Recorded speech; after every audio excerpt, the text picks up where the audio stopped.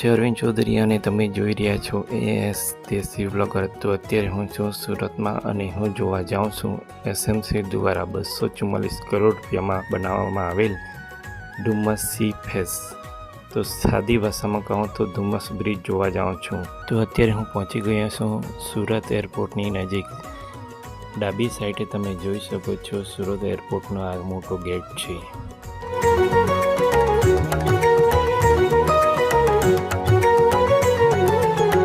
તો અત્યારે આપણે પહોંચી ગયા છે ડુમસ સી ફેસ પર। તો આ છે SMCની બિલ્ડિંગ અને એની સામે છે પાર્કિંગ એરિયા, જ્યાં આપ 4 વ્હીલ અને 2 વ્હીલ પાર્કિંગ કરી શકો છો।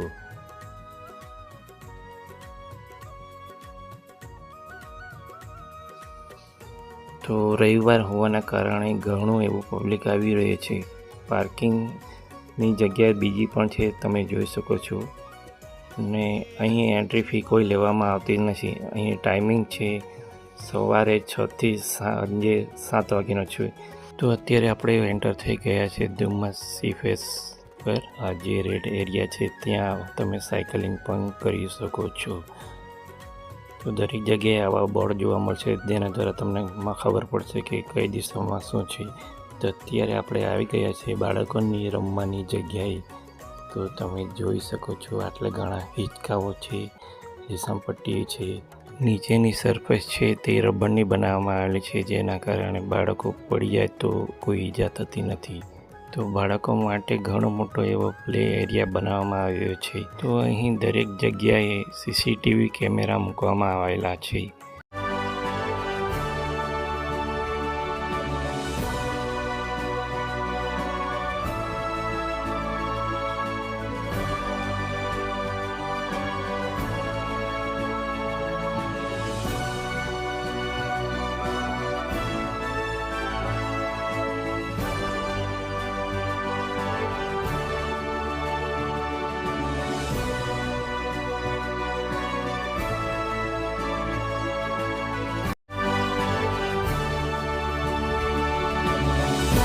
આ બિલ્ડિંગમાં તમને પીવા માટે ઠંડુ પાણી, વોશરૂમ અને ટોયલેટ જવા માટેની બધી સુવિધા અંદર છે।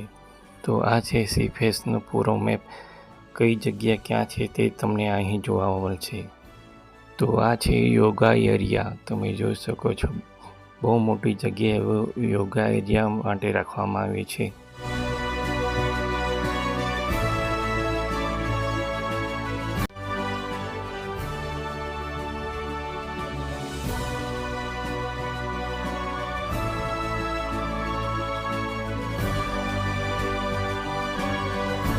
તો અત્યારે આપણે આવી ગયા છે દરિયા સાઈડ।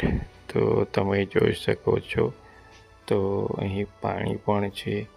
ઘણી એવી રીલ્સ વાયરલ થયેલી કે ધુમ્મસનું પાણી જતું રહ્યું છે। તો તમે જોઈ શકો છો આ વિડીયોમાં પાણી છે।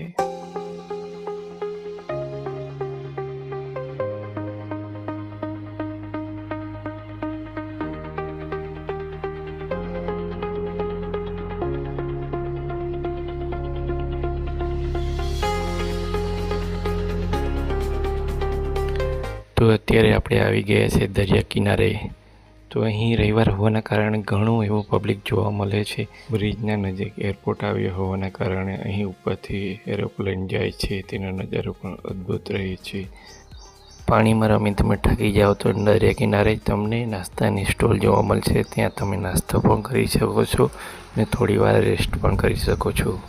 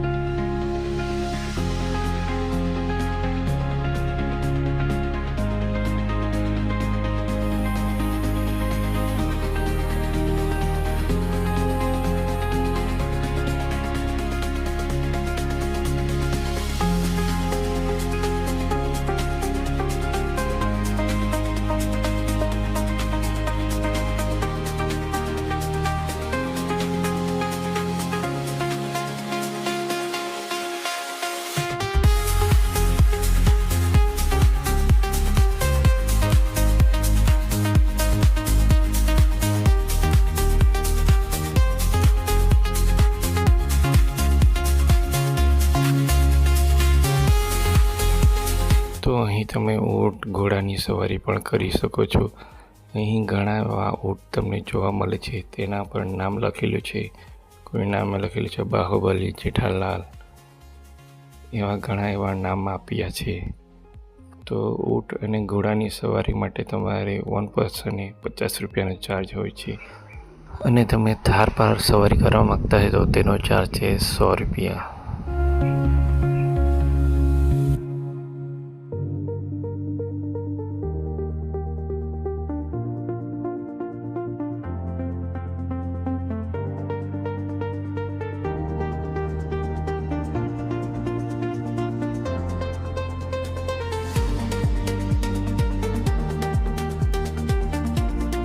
મારા પાછળ તમને હજીરા જોવા મળશે. ત્યાં ઘણી એવી કંપનીઓ આવી છે અને રોરો ફેરી જે ચાલે છે તે પણ ત્યાંથી ચાલે છે.